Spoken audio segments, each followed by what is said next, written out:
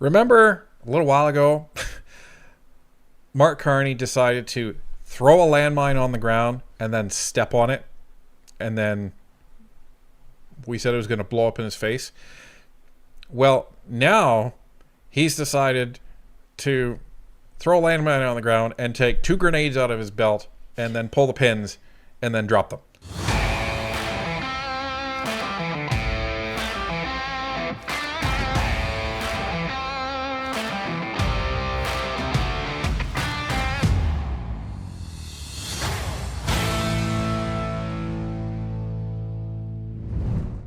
One of the advantages of going to Ottawa, because we didn't go there to take a vacation, as we never do, we went there to work.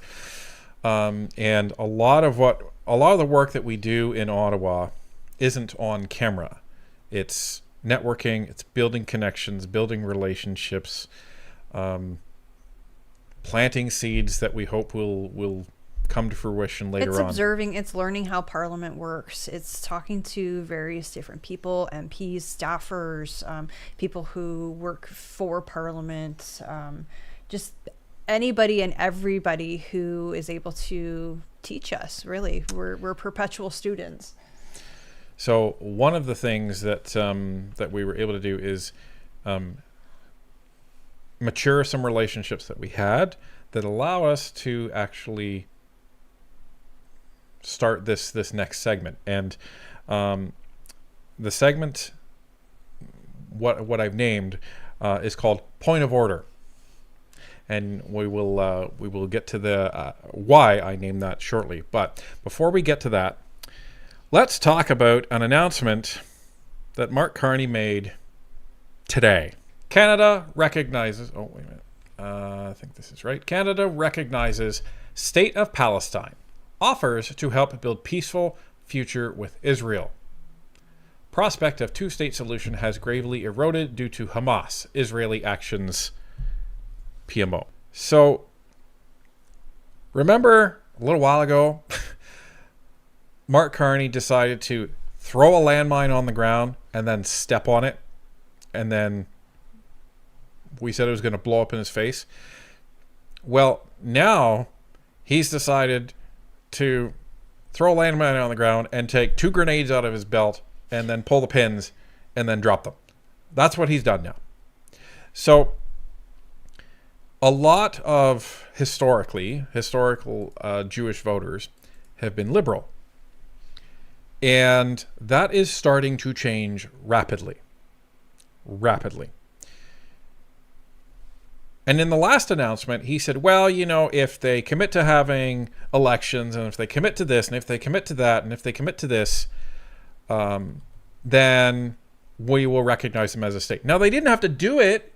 They just had to commit to it. But the announcement today was, well, I know you didn't commit to anything, but we're going to recognize you as a state anyway. Right. This is what they had said previously, and that was on, let me see, July the 30th of this year. It says the intention is predicated on the Palestinian Authority's commitment to much-needed reforms, including the commitments by Palestinian Authority President Abbas to fundamentally reform its governance, to hold general elections in 2026 in which Hamas can play no part, and to demilitarize the Palestinian state. Canada will increase its effort in supporting strong democratic governance in Palestine and the contributions of its people to a more peaceful and hopeful future. We reiterate that Hamas must immediately release all hostages taken in the horrific terrorist attack of October 7th, that Hamas must disarm, and that Hamas must play no role in the future governance of Palestine. Canada will always steadfastly support Israel's existence as an independent state in the Middle East living in peace and security. Any path to lasting peace for Israel also requires a viable and stable Palestinian state, and one that recognizes Israel's inalienable right to security and peace. So this was back in July. Right. None of that's been done. So what Mark Carney has done today is recognize a terrorist-governed state, but then tried to say, but we don't like the bad terrorists.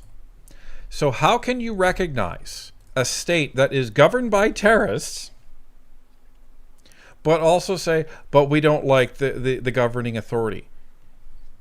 This is insanity. Utter insanity. And what you've done, because Canada wasn't the only one, Britain did it, Australia did it, France is about to do it. All you idiots have done is said to Hamas, you can do whatever you want. You can do a million more October 7th. And as long as you continue to do that, we will capitulate to what you want. That's what they've said. And it's utterly disgusting.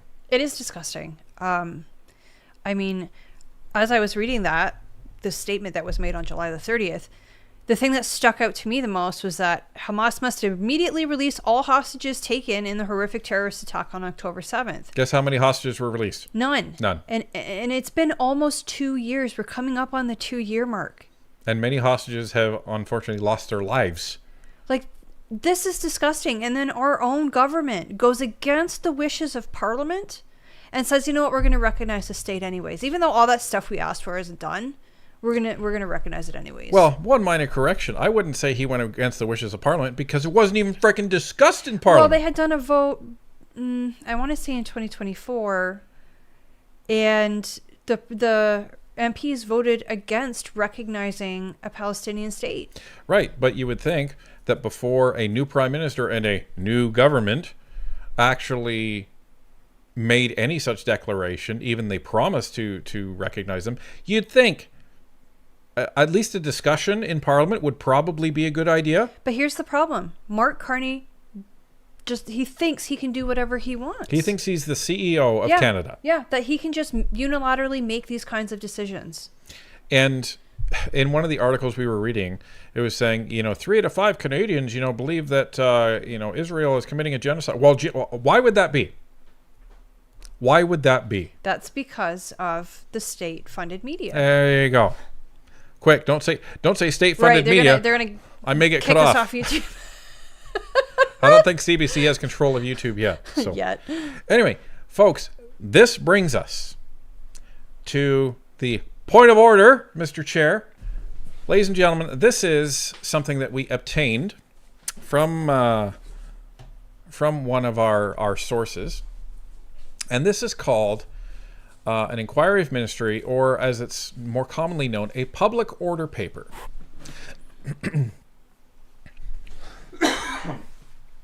So what a public order paper is members of Parliament are allowed many questions, opportunities to ask questions via paper to the government, and they have to be specific, and the government must answer them. So this was submitted back in May, and the question was, with regard to funding provided through the Canada Fund for Local Initiatives program in the West Bank, Gaza, and East Jerusalem since January 1st, 2016, and broken down by year, what are the details of each such Canada Fund for Local Initiatives grant, including the amount, recipient, file number, description of the local initiative, date, and location. While Mark Carney is saying that he wants to recognize Palestine as a state, I am going to show you a whole lot of money that we, as in taxpayers, have been forced to send to Palestinians and to, well, let's just call it what it is, to Hamas. So let's take a look. We start with $15,000 for NISA for media training and coaching, contributing to preventing sexual and gender-based violence in Palestine through radio shows and workshops. What? You need 15 grand for that? Do you think, does anybody believe that $15,000 is going to help with gender-based violence in Gaza? Oh, I'm just thinking to back when you and I started up this YouTube channel, and we did it for less than $500. We each bought a mic at about $100 a pop. and we bought some software for the computers, and that was pretty much it. Yeah. And that's how you start a podcast, how you start a show, not 15 grand. $15,000. Future for Palestine, improving the competitiveness of small and medium private sector business enterprises in Nablus through training on accessing the free market. $15,000. Arabrenner, to stimulating a culture of exporting, promotion, and entry into free markets in the West Bank through an entrepreneurship boot camp aimed at Palestinian youth. $15,000. Al-Mustaqbal Foundation, promoting the entry of small and medium-sized enterprises from East Jerusalem into the formal market through the establishment of business and investment plans that enable compliance with the Israeli regulatory and legal framework. $22,656.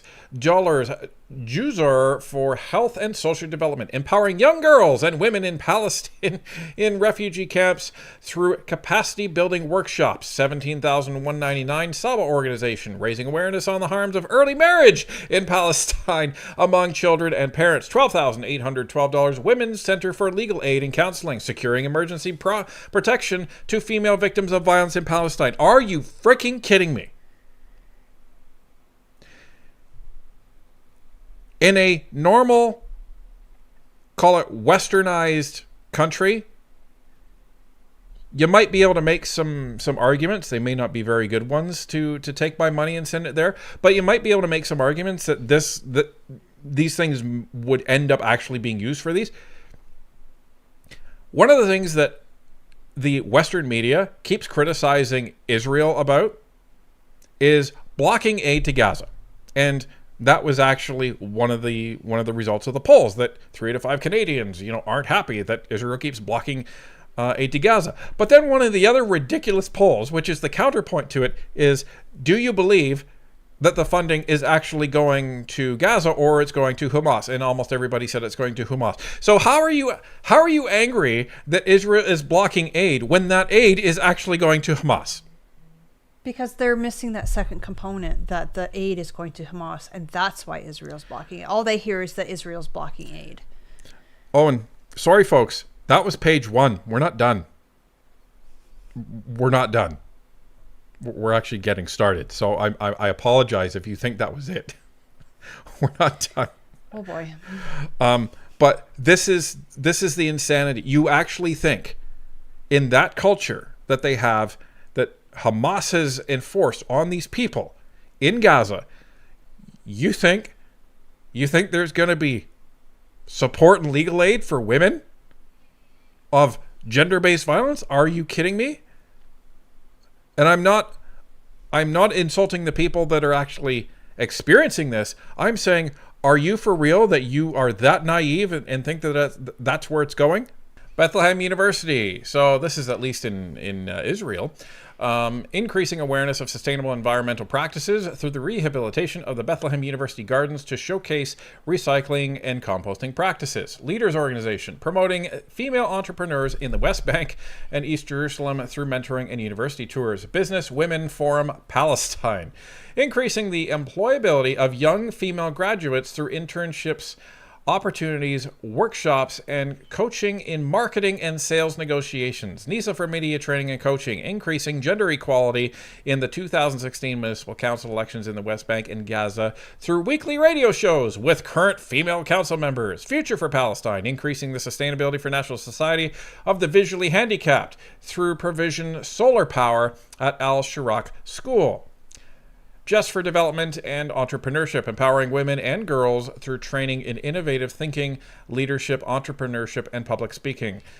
Princess Basma Center for Children with Disabilities, empowering mothers of children with disabilities to become capable to support their children in their rehabilitation process through trainings on their child's long rehabilitation. And there's more. And there's more. And there's more, and there's more, and there's more. And the last one, not to forget Women's Society, psychological support and humanitarian assistance for women and children in Jenin camp. All this adds up to around $6 million of our taxpayer money that has been sent over there just for these programs This is just what we know about. since 2015. Yeah, just what was requested, just the information requested.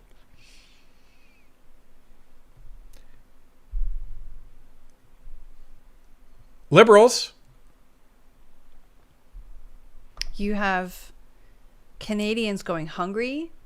I mean, when we were in the House of Commons on Thursday, our MP stood up to ask two questions actually, and they were both regarding the Stony Creek Food Bank, saying that, what was the stat? 1 in 4 people living in Stony Creek is using this food bank, and 1 of 3 of those is children. yep. What the hell is going on? It's infuriating. I don't think the biggest problem in Gaza is the lack of women in entrepreneurship opportunities. Maybe I'm just going out on a limb, but I'm pretty sure that's not the biggest problem over in Gaza right now. I'm open to being corrected. But yeah, there's other more important things going on out there. So the Liberals, they need to stand up and answer for this. Why $6 million of our money has gone over there, and it hasn't. Give me a break. It hasn't made it to any of these organizations. It's gone right into the pockets of Hamas to finance terror. Why don't we give money to UNRWA? That's why. Why is Israel blocking this? That's why. Yeah. Well, didn't the UN put out a report that said up to 90% of aid is intercepted by Hamas? Yep. So all the food you send over there, Yeah. all the supplies and everything like that all of these, bleeding hearts think is going to the people, it's not. It's being scooped up by Hamas, and it's being given to their people, to their troops, to those guys. To finance terror. To finance attacks like October 7th. Right. Like, it's insane. Why is our government participating in this? And why would you recognize them as a state? Especially when they haven't done anything, including that they haven't released the hostages. But you know what? That's fine. That is fine. Because now every single thing that Hamas does from here on out, Mark Carney, you have aligned yourself with. Britain, you have aligned yourself with. Australia, yeah. France, you guys are all aligning yourself with Hamas, the terror group. You can say, well, we've designated them a terrorist organization. Well, then why you recognize the country? Because you're saying it's now a country. Yeah. You're saying it's now a country that they govern. What have they done to earn that? Right. And it's up to us as citizens to let our government know this isn't acceptable. 100%. So this is the intent of these segments, the point of order segments, to bring light to what these public order papers give, because a lot of the media won't report on this. And I know, because I was told it was offered to the media, and they didn't feel like reporting on it. So that's our job as independent media. We touch on the things that the legacy media won't. Because it's our money, and we deserve the answers.